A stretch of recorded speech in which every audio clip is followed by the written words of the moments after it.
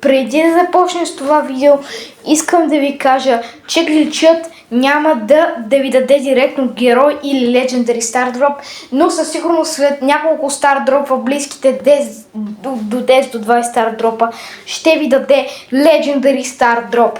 Така че да няма хейт коментари, които да кажат, че не им се е паднал още от първия Star Drop. Здравейте, пичове! Аз съм Калата и вие сте в поредното видео в моя канал.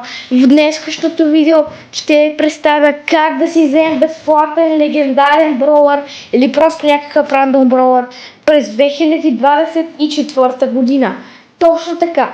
В момента има все още някакви гличове, но както сте разбрали от по-рано, гличът няма как да важи за абсолютно, не може смисъл веднага да ви се падне герой от първия Star Drop, но със сигурност един от следващите ви ще бъде Legendary Star Drop, който ще гарантира герой. Така че сега не пропускайте нито една стъпка, защото всичко трябва да ви е ясно, защото ако пропускате една стъпка и приключи всичко.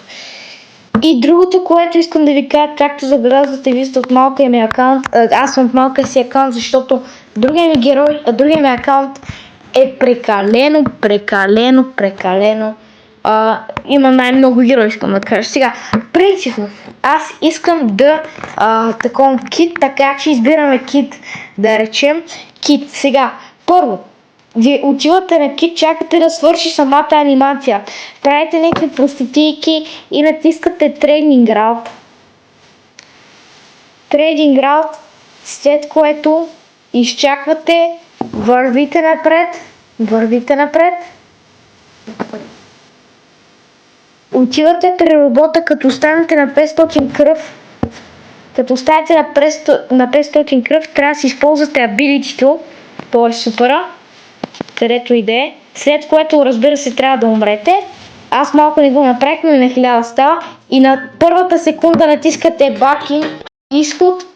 И след като сте натиснали изход, отивате при иконките и наскролвате надолу.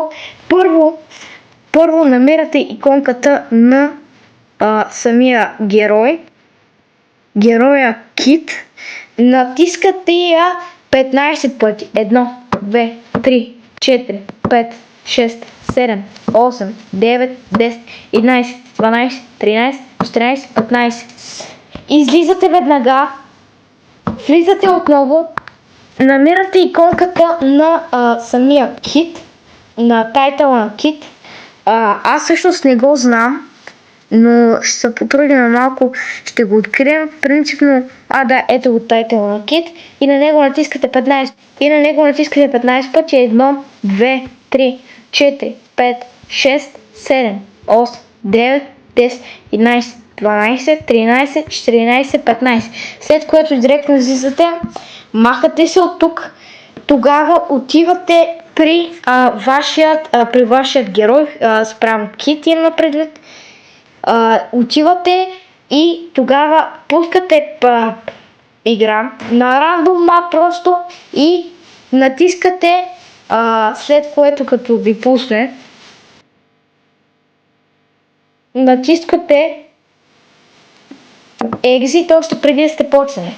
След което отивате пак на любимият си герой. Правите също обаче play match и изход още преди да е започнала играта. Тогава директно просто тръгвате. Отивате отново на кит, на който и да е герой. Натискате, виждате мобилитето и другите глупости.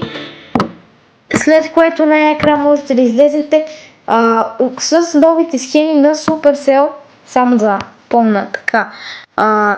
Правите team код, крейтвате team код. След като сте крейтнали този team код, отивате в чата и пишете KIT 2024. Аз не мога да пиша, защото съм от малкия ми акаунт. След като сте написали любимия си герой, моят примерно KIT 24, KIT 24, отивате в код. Тук имаме хайпертяп, който не мога да вземем. Отивате тук, Enter, пишете Кит, този герой, който искате, 24, натискате Enter 3 пъти, 1, 2, 3. Излизате по най-бързия начин, се опитвате да излезете от шопа. След като сте излезнали от шопа, отивате отново на вашият любим герой.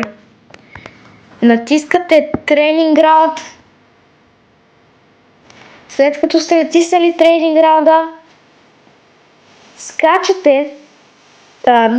Вие не скачате, не. Отивате робот, без да си използвате абилитито, този път робот трябва да ви убие без да правите абсолютно нищо.